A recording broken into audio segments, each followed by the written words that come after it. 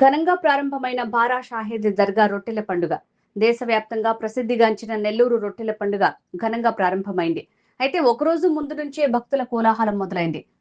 చెరువు ఒడ్డున ఉన్న చారిత్రక బారా షాహీద్ దర్గా వేదికగా 5 రోజుల పాటు జరిగే ఈ వార్షిక మహోత్సవానికి ఆంధ్రప్రదేశ్, తెలంగాణలతో పాటు దేశ విదేశాల నుంచి సైతం లక్షలాదిగా తరలివస్తున్నారు. దీంతో స్వర్ణాల చెరువు కలకల్లాడుతోంది. కులమతాలకు అతీతంగా హిందూ ముస్లిం ఐక్యతకు నిలవెత్తు రూపంగా నిలిచే ఈ పండుగ కోసం జిల్లా యంత్రాంగం అన్ని రకాల భారీ ఏర్పాట్లు పూర్తి చేసింది. బారా షాహీద్ దర్గాకు దాదాపు 415 సంవత్సరాల ఘనమైన చరిత్ర ఉంది. ఒక గొప్ప ఆశయం కోసం ప్రాణత్యాగం చేసిన 12 మంది అమరవీరుల స్మృత్యర్థం ఈ దర్గా నిర్మితమైంది. గతంలో ఆర్కాటు నవాబు భార్య తీవ్ర అనారోగ్యానికి గురికాగా ఈ దర్గాను దర్శించుకున్న తర్వాత ఆమె పూర్తిగా కోలుకున్నారని చరిత్ర చెప్తోంది. దానికి కృతజ్ఞతగా నవాబు దంపతులు స్వర్ణాల చెరువు వద్ద భక్తులకు రొట్టెలను పంపిణీ చేశారు. నాటి నుంచి ఈ సంప్రదాయం ఒక ఆచారంగా మారింది. తమ కోరికలు నెరవేరిన భక్తులు స్వర్ణాల చెరువులో దిగి మొక్కుబడిగా రొట్టెలను సమర్పిస్తారు. కొత్తగా కోరికలు కోరుకునేవారు ఆ రొట్టెలను అందుకుంటారు. ఈ రొట్టెల మార్పిడే ఈ పండుగలోని ప్రధాన ఆకర్షణ. 2015లో ఆంధ్రప్రదేశ్ ప్రభుత్వం ఈ వేడుకను రాష్ట్ర పండుగగా గుర్తించింది. ఈ ఏడాది పండుగకు దాదాపు 14 లక్షల నుంచి 20 లక్షల మంది వరకు భక్తులు వచ్చే అవకాశం ఉందని అధికారులు అంచనా వేస్తున్నారు. ఈ నేపథ్యంలోనే మున్సిపల్ పరిపాలనా శాఖ మంత్రి P Narayana, Nellore rural MLA Kotamreddy Sridhar Reddy, Waqf board chairman Abdul Aziz, నగరపాలక సంస్థ కమిషనర్ వైవో నందన్ ఆధ్వర్యంలో ఏర్పాట్లను నిరంతరం పర్యవేక్షిస్తున్నారు.